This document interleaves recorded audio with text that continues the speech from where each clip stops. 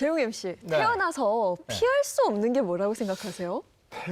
태어났으면 피할 수 없는 건 다시 가는 거 아니겠습니까? 죽음. 죽음 그렇죠. 아니겠습니까? 예. 죽음도 맞죠. 사실 예. 피할 수 없는 거 죽음 맞긴 한데 죽음만큼이나 피할 수 없는 게 예. 바로 세금이라고 합니다. 그렇죠. 세금을 아주 무섭게 배우는. 근데 우리가 세금 살면서 꼭 필요하고 알아야 되는 건데 막상 정말 몰라요. 이게 막 세법도 바뀌고 정책도 바뀌고 이러면서 또 계속 바뀌는 거잖아요. 그럼요. 예. 워낙 또 어렵다고 생각을 하셔서요. 오늘은 한국세무사회 원경희 회장과 함께 이 세금에 대한 이야기 나눠보도록 하겠습니다. 반갑습니다. 네, 어서 오세요. 어서 오세요. 네.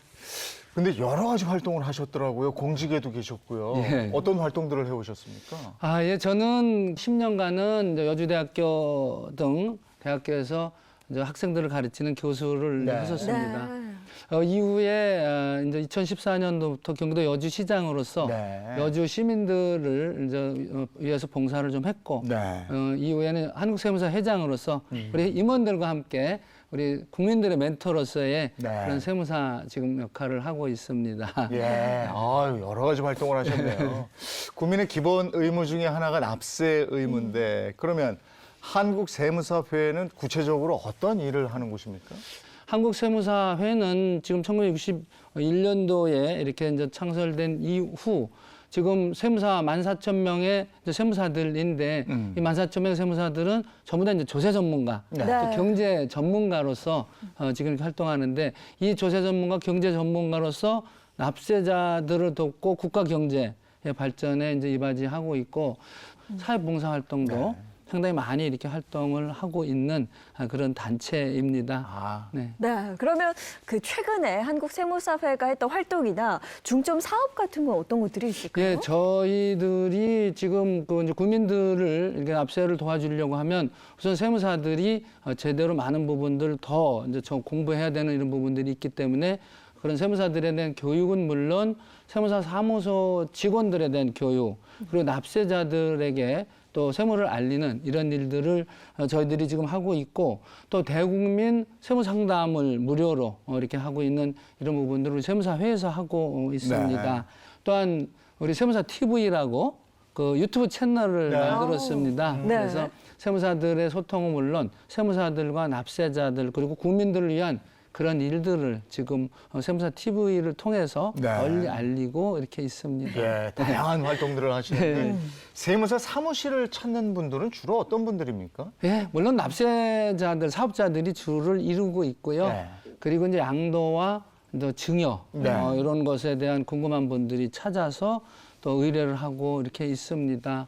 네, 근데 사실 전 국민이 지난해부터 시작해서 코로나19 때문에 굉장히 힘들었고요. 저희도 뭐 프리랜서여서 마찬가지입니다만 프리랜서 그리고 소상공인들은 5월에 이제 종합소득세 신고를 네. 하잖아요. 많은 분들이 세무사를 좀 찾아볼까 하는데 이게 또 금액 때문에 부담스러워하시는 분들 계시거든요. 예, 예. 이런 경우는 어떻게 하면 좋을까요?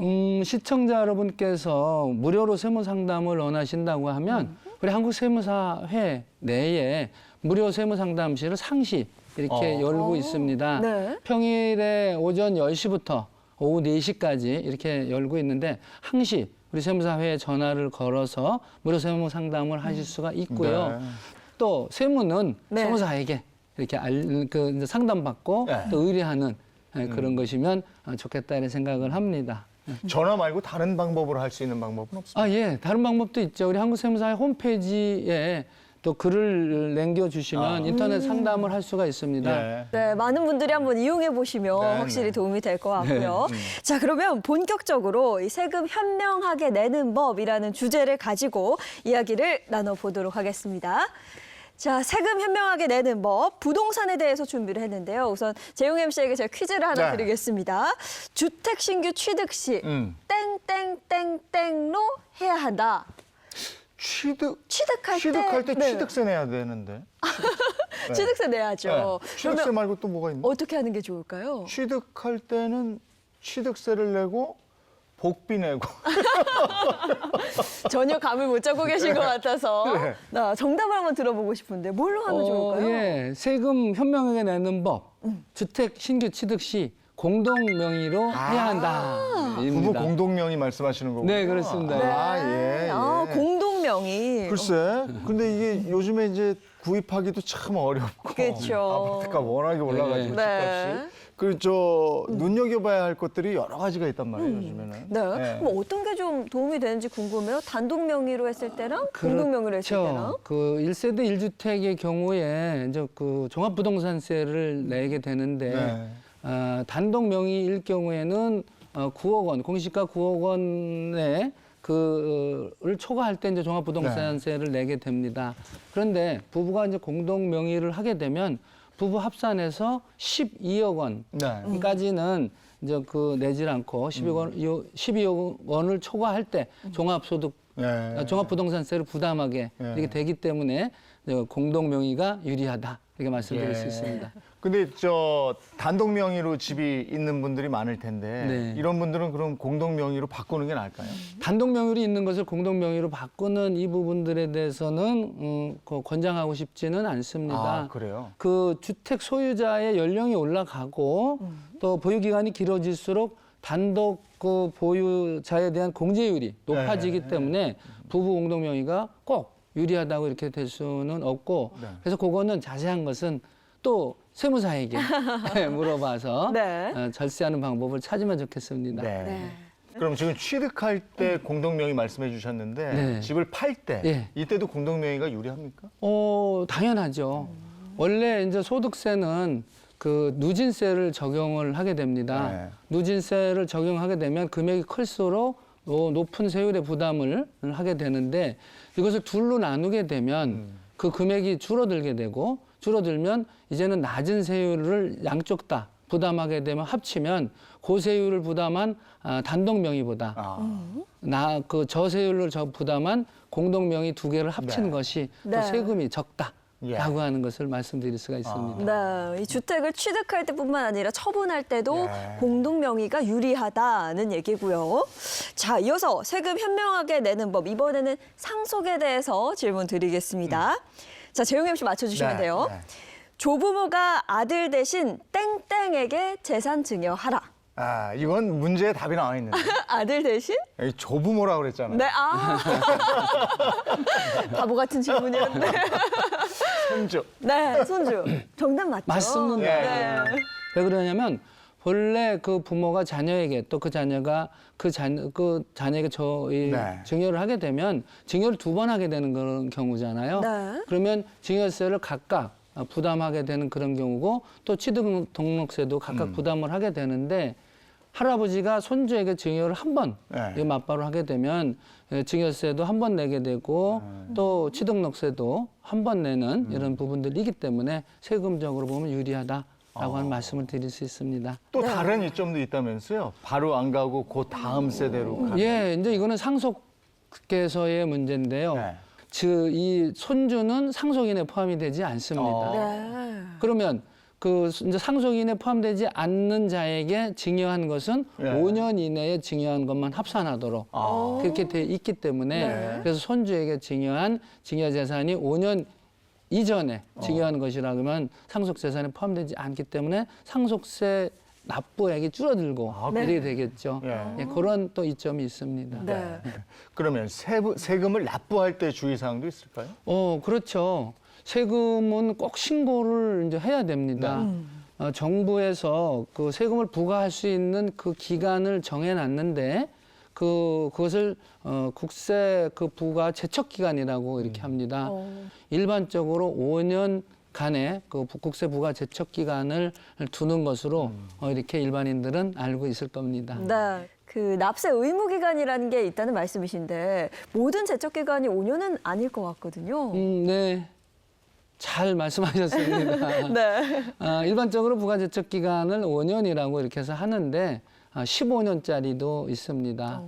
그 상속 증여세의 경우 이 상속인이나 증여받은 자가 사기 기타 부정한 행위로 그 세금을 포탈하는 그런 경우나 또는 무신고, 허위신고의 경우는 15년으로 장기간으로 이렇게 두고 있고 일반적인 상속증여세의 경우는 10년의 부가제척 기간을 두고 있습니다. 네. 2021년 올해 뭐 세무 관련해서 세법 개정안이 있고 이렇게 우리가 꼭 알아야 되는 것들도 있습니까? 예. 우리 세무사 회에 어려움이 좀 하나 있습니다. 네. 변호사들이 세무사 자동 자격을 받았는데 이 자동 자격을 받은 변호사들에게 세무 업무를 허용하라라고 하는 그런 헌법재판소 결정이 있었습니다. 네. 그러면 그 법과 관련된 그러한 이 업무는 이제 그 변호사들 자동 자격 변호사에게 줄 수 있는데 원래 변호사 시험에 네. 회계 관련 시험이 전혀 없습니다. 네.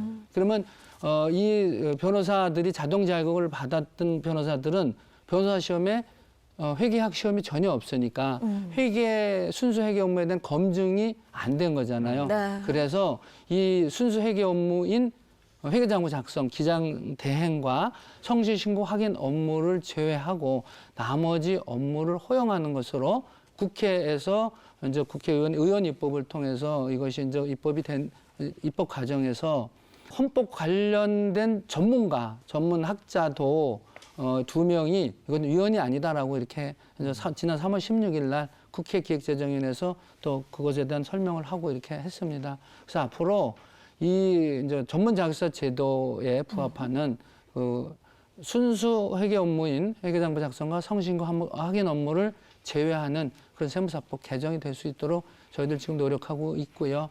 또 납세자를 보호하기 위해서 아까 부부 공동 명의 1세대 네. 1주택에 대해서도 고령자 장기 고령자 세액공제 또 장기 보유 세액공제도 1세대 1주택 부부 공동 명의는 원래 안 되는 것으로 그렇게 했었던 부분을 부부 공동주택도 이 2가지를 받을 수 있도록 그렇게 하면서 여러 가지 세법 개정에도 저희들 최선을 다해서 건의하고 이루어지도록 그렇게 하고 국회에도 이렇게 말씀 다 드리고 이렇게 했던 거 네. 정말 저희들 또 최선을 다하고 했습니다. 네. 앞으로도 또 이 부분에 대해서는 국민 편익을 위해서 최대한 저희들이 할 겁니다. 네. 자, 저희가 뭐 2021년 세금과 관련해서 뭐 달라지는 점들부터 다양한 이야기들 짚어봤는데요. 이제 보내드리면서 네. 끝으로 전하고 싶으신 말씀이 있을까요? 아, 네. 세무사를 알고 있는 것이 생활의 지혜입니다. 저는 이렇게 말씀드릴 수 있습니다. 항상 세무사가 옆에 있다.